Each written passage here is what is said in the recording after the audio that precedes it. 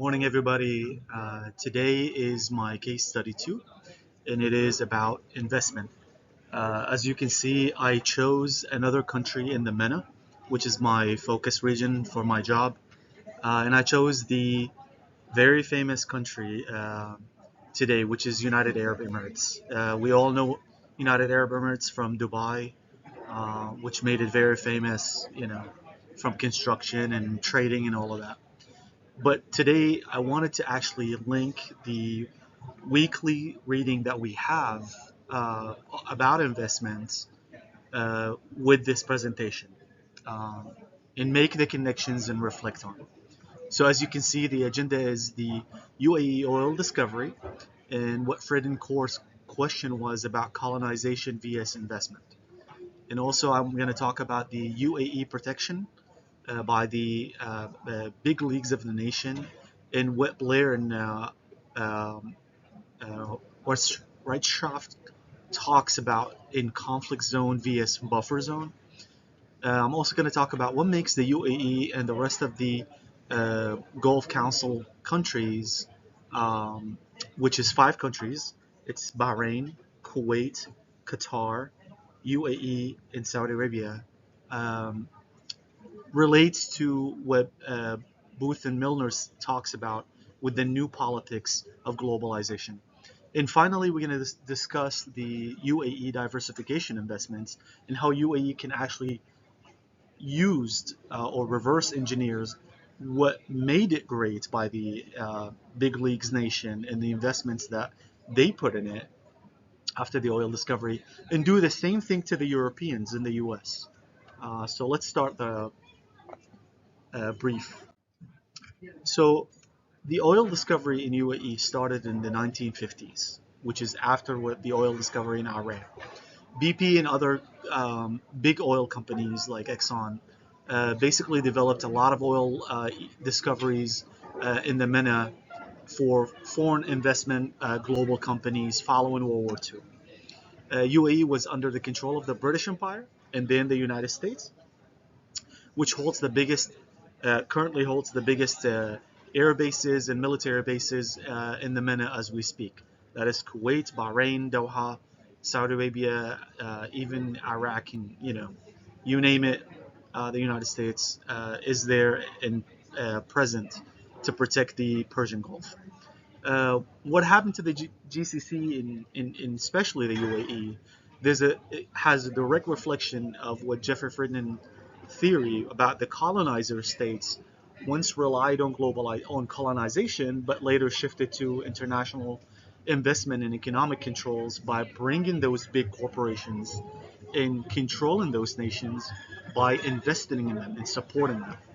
So that became prevalent when we saw the financial institutions were weak and the states needed the guaranteed access to resources and secure the investment profits through a direct ruling, which what BP did in ExxonMobil's, um, with the support of the United States and Great Britain. Now, UAE protection and the Blair's question of conflict zone vs buffer zone. The price of protection, as we can see today in the GCCs, and especially the UAE, was clearly demonstrated when the US went to war against Saddam Hussein in the first Gulf War and the second Gulf War of the invasion of Iraq in 2003, because he was a threat to the entire GCC and the trade in oil revenues that come from that region.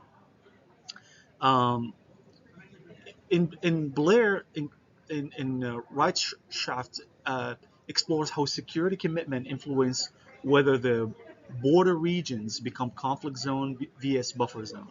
And what I see with that is when we secured those GCC areas in that area of operation in the MENA region, we have Iran and Iraq on the other side.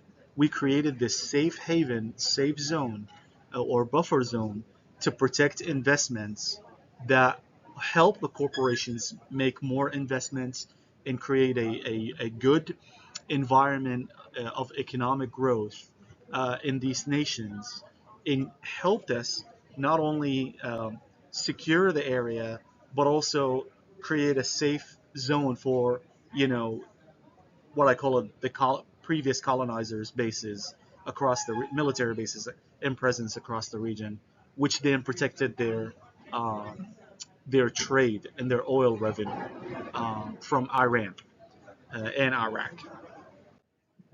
What makes the UAE and the rest of the GCC um, stable is in accordance with this week reading, of course, states that the FDI is not necessarily shaped by raw economic factor, but more so by government and industrial credibility.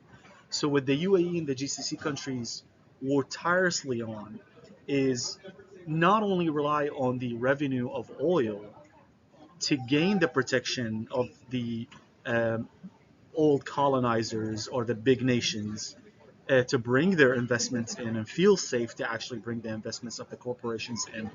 They also decided to diversify that to bring more money in from tourism, from uh, building and construction, and helping more investments coming in for real estate, for example, in Dubai right now, and also creating a free trade or a free trade zone, especially in UAE now in Dubai, to basically help create a good tax haven for the corporations to invest even more, not just in oil. As you can see, this is a 10-year study, shows the GDP for Dubai, basically, which is one emirate out of the seven in UAE, in how many percentages basically it relies on different industries other than oil, which is in the billions of dollars. Now, what did the UAE do within the past decade or so? Is reverse engineer what the colonizers did and actually do the same thing outside of UAE. For example, they basically became the biggest investors in Africa. They invested in ports, airports, infrastructure projects, just like what China is doing right now in the Middle East, to help have that sovereign fund they got, or the revenue they got from the oil and other investments, and basically push it outwards and make more money and secure a more diplomatic relationship with other nations.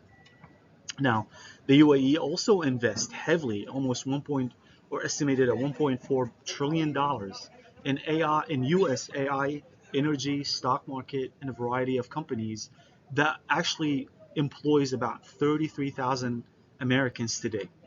And also, they have a big chunk of the London Stock Exchange where they invest in other stock companies, and also buy properties in London, just like what the Russians are doing right now with the Russian oligarchs, which, by the way, created an enormous amount of real estate uh, growth in London, and the prices went through the roof. Now, the connection here uh, between creating a safe haven for the FDI and UAE investment infrastructure by leading nations or old colonizers, UAE became powerful and wealthy enough to reinvest that fortune outside. And I say that to emphasize that global economy is fluid and it moves and relies on big corporation investments, but the government job is more likely to is basically creating, protecting that safe haven, and protecting that buffer zone, making it secure for investments to come in to the country and invest in more diplomacy and more money in other nations that, for example, the UAE felt can help them militarily, politically, to gain a big foot, a big stronghold in within the UN, for example, um, especially when it comes to decisions, um, geopolitical decisions that the UAE wants to basically acquire,